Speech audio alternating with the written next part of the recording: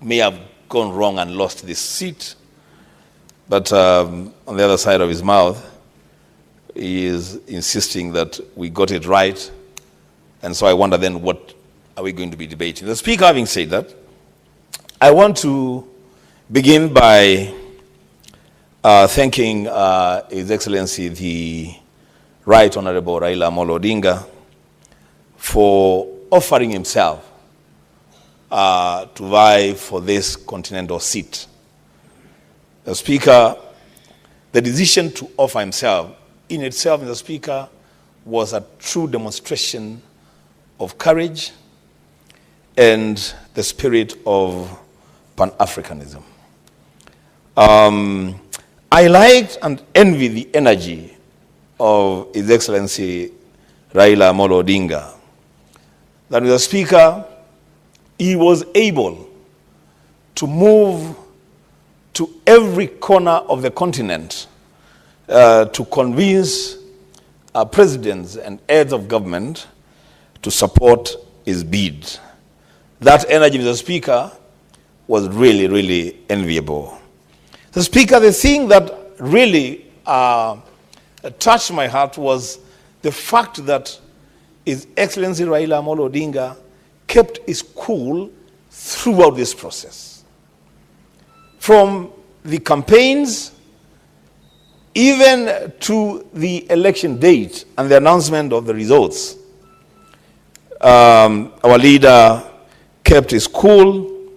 And I remember, Mr. Speaker, Mr. Speaker, there are people who think that they are closer to these leaders than some of us. I want to actually disabuse that notion.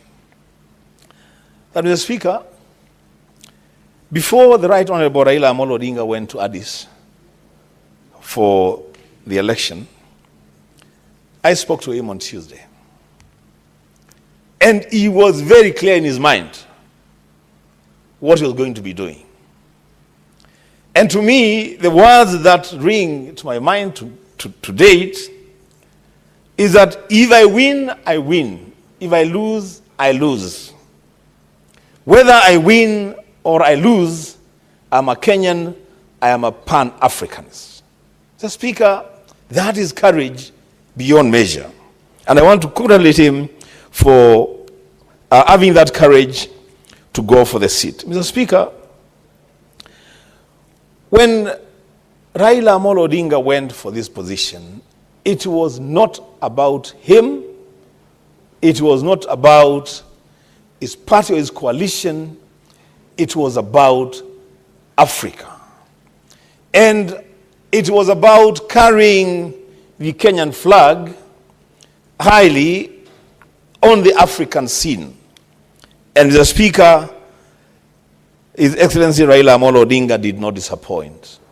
He carried the flag of our republic on the continental scene and did the best that he could. We want to congratulate him, Mr. Speaker.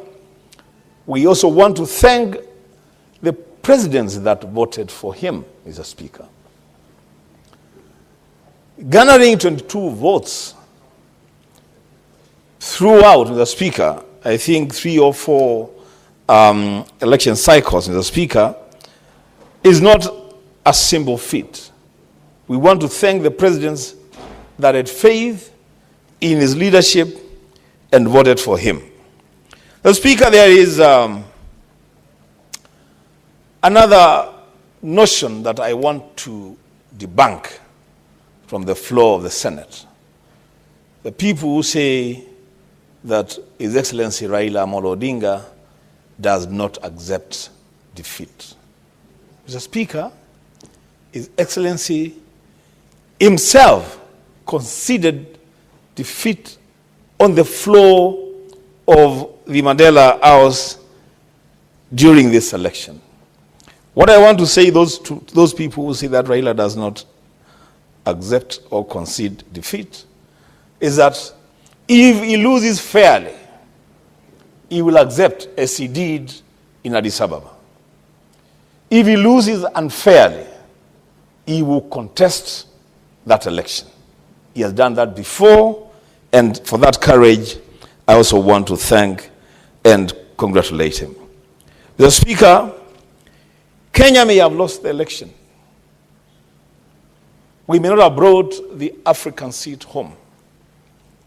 But I want to say that to a very great extent, as a country, we won our space on the African continent. And let us continue to try as much as we can to be the pride of the region. Mr. Speaker, let me also congratulate the winner of the election, Mahmoud Yusuf, and wish him well. We shall live to fight this battle another day. The Speaker, having said that, the question that the majority leader posed, and I would have wished that he was here, on what it is that we could have done wrong, what could we have done better? Mr. Speaker, I think that's where the conversation should sit. Mr. Speaker, it is very, very unfortunate that our foreign policy does not seem to be serving our national and regional interests in the way that it should.